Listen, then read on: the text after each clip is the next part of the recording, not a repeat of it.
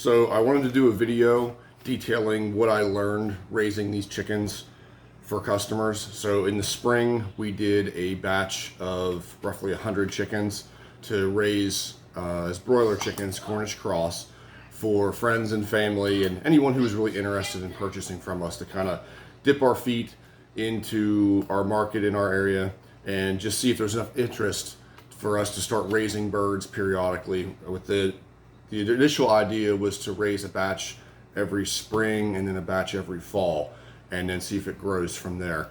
So I learned some things across that time period, and I thought you guys might find this interesting, sharing some of the things that I learned. If you guys are considering doing this in your area, you might be able to take something from this and learn from some of the mistakes I made and from a couple of the things that maybe I was able to foresee being a problem, and it ended up saving me.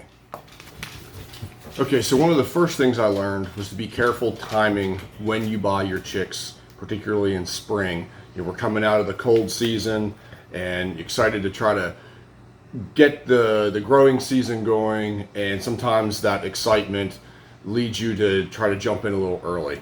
And we did just that. I picked up our chicks. I always keep notes. This is a little book that my daughter gave me, a goofy book. I write down every year expenses for different things, little notes for what I did, because you're not going to remember next year whenever you start. So I recommend getting some kind of notebook for you to keep some notes. Anyhow, we picked up our chicks March 29th, which was a little early. They didn't make it out to pasture until April 28th. So we were brooding our chicks in our basement, and they were getting too big and they were starting to make a mess due to their size, and it was hard to keep up with keeping them clean, and it had my wife about crazy. So the cold was making me uncomfortable with putting them out to pasture. Other things that might be going on in your life, I had a responsibility to go to a meeting, for my work. That got thrown in the mix. I didn't time that very well. So I made myself a note here, to make sure that I get them later in the year. Come about the beginning of May is when the weather really breaks here, the first part of May. So I'm going to make sure that at 3 weeks of age, when I typically want to get them outside, that I'm already into May. So that's the first thing. Just like I said, make sure you're really planning around your calendar, your area, for however your weather is. And like I said, make sure you're not making the mistake I made. Or have them in, maybe you have a better brooder setup than I do. Maybe you have something outside. That's what I'm going to be working on building actually this week. Something for outside where it's not such a big deal. But if you're brooding them within the confines of your home, like I say, do a little more planning. All right, so here is one of the chickens that we raised. Got him labeled up, looking pretty presentable. I definitely recommend getting nice labels for your chickens. That's not one of the things I wanted to talk about, but make sure you have nice labeling for them. One thing I did have some trouble with is next time I'm going to be selling them by the pound. This time, with getting our feet wet, we decided to sell them as live birds and then offer free processing. That kept the expense of having a butcher shop out of the equation. Like I said, that can get very expensive. And like I say, just let us get an idea for if we even was going to have any interest. So like I say, what we did was we sold all of our birds for $15 a piece. And I told people, look, on average, they usually weigh right around 5 pounds. I'll sell them for $15 a piece just to get myself some experience in the market and just learning how this whole process works. And everybody loved it. So whenever it came time to start butchering them, and I was seeing weights all over the place, some of them were a lot less than I wanted them to be, I started really having a lot of stress with the whole situation. I was like, oh my gosh, I'm not going to hit the weights that I need. People's going to be upset, that I'm not producing, what I had promised. And I was just extremely stressed out with the whole thing. As we were going through and processing them outside ourselves, I'm weighing everyone, and you get one that's low 4s, and I'm like, oh my gosh, what am I going to do? And I ended up pushing about a third of our birds off for another week. I continued to feed them for another week because I was just so concerned about the weights of these birds. That whole stressful situation can be eliminated by just simply selling by the pound. Fortunately, in order to do that, at least in our area, I assume it's probably everywhere, I have to then have them processed by a facility. I can't sell them by the pound and do them myself unless I want to have my area inspected, where I actually am dispatching birds, where I'm cutting up the birds. They have to come in and do the whole area, have that all inspected. And I didn't want to get into all that. So next time I did find a processor that we know, and we are going to be taking them to a local butcher shop to be done.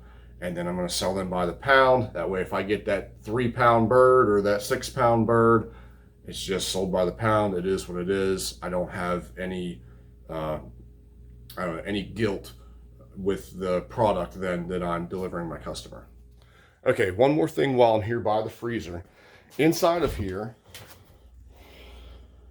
are some chickens that are sold, bought, and paid for. Chickens were done 2.5 months ago ish. Yeah, something like that. I never thought I'd have so much trouble getting people to pick up chickens. I mean, it's not really the end of the world, but make sure you have storage space for customer chickens. Like I say, just don't expect people to show up the day of butchering and be picking them up, the very next day. You need to have a good freezer space for your customers. We went out and bought this freezer just specifically for customer chickens. We're in the process of coming and having a inspector look at our warehousing area. So we have a nice new freezer for that. Hopefully in the future, if business picks up, we'll have multiple freezers down here with meat in it. But like I say, make sure you have yourself a nice storage space that's just for your customer's product. This is the chick starter that we just purchased for our next round of birds. You can see the 22% protein. We're doing all non-GMO stuff. Here's some more that I purchased. I originally intended on this next batch doing chick starter throughout the duration of the 8 weeks for the Cornish cross. Keep the protein up, try to make as big as a bird as I can in that 8 weeks. However, feed prices right now are through the roof. So I ended up finding another source for some feed that's also non-GMO. It's a 20% grower, and I'm gonna do that for the majority of their time. I've got 300 pounds of the 22% starter and then another 1,000 pounds of the 20% grower, and I'm going to run with it. But initially I intended on doing the 22% starter throughout the duration. However, that's not really one of my points I wanted to make. Just throwing that out there as a little extra. The other thing you need to do is to account for more bird loss. I understand Cornish cross, the mortality rate's high. I knew that going in. We ordered 100 chickens. They sent us 102. I anticipated on losing roughly 10%, and we did. We lost roughly 10% of our birds, just mortality rate. What I didn't account for is abnormalities with processing. Things like a bruised breast, a broken wing, skin that was torn during the process. Things that are okay for you to consume that you won't even, bat an eye at. However, whenever you're trying to present this to a customer, these are no longer acceptable. So the loss of birds that you're gonna take on during processing, that is something I didn't really even consider. And like I said, you need to figure on there being some loss there and account for that ahead of time whenever you're trying to gauge how many birds you're gonna have actually for sale on the market out of the batch that you're doing. Okay, finally, I'm going to blitz through a couple of the last little talking points I wanted to touch on. One is payment options. Of course, we live in a world where a lot of people don't carry cash, especially young folks. So get yourself a system, whether it be Square, or I know there's other ones out there like Stripe or PayPal, where you can take cards for payments from customers. That helped me tremendously, especially with pre-selling birds as live birds before processing. I was able to get an email from someone, send them an invoice, they could pay it, I mark them paid in my book, and it's all done and over with. Just made it super easy. Some people, of course, still want to pay with cash, and that's fine. But like I say, it'll make money collection a lot easier if you have an option like one of those apps where like you just put on your phone and be able to take payments. The next quick thing that I want to go over is knowing your processing limits. So if you're going to do it yourself at your own farm, homestead, just understand, what your limitations are on doing processing. We were able to do, I think I made a note, don't go over 50 to 60 birds a day max. If you're trying to raise 100 birds, we weren't going to be able to knock out 100 birds in one day. It's too labor intensive. I don't have the facility for it. So keep in mind your limitations for what you can process. And the final thing is something that I still need to work on a little bit, is just mentally getting over that you're not in competition with the market. I want to sell the best priced product that I could for friends and family and other customers. But at the end of the day, I'm providing a product that is superior to what they could go and buy at the market. And after getting feedback from providing our chickens to customers and hearing them come back and say, hey, I couldn't believe the difference in this chicken. It does taste much better. We know it's healthier because of what you're feeding it. And we really liked what you were doing. That just really helped me a lot, get over the fact that I'm not going to be able to compete with them on price, and I shouldn't have to, though. Like I say, if you're providing a superior product, just get that in your head from the start and save yourself the grief of having that constantly in the back of your mind. All right, well, I'm hoping you guys got some value from all these talking points that we went over. If you did get something out of it, hit like on the video for me, subscribe if you'd consider.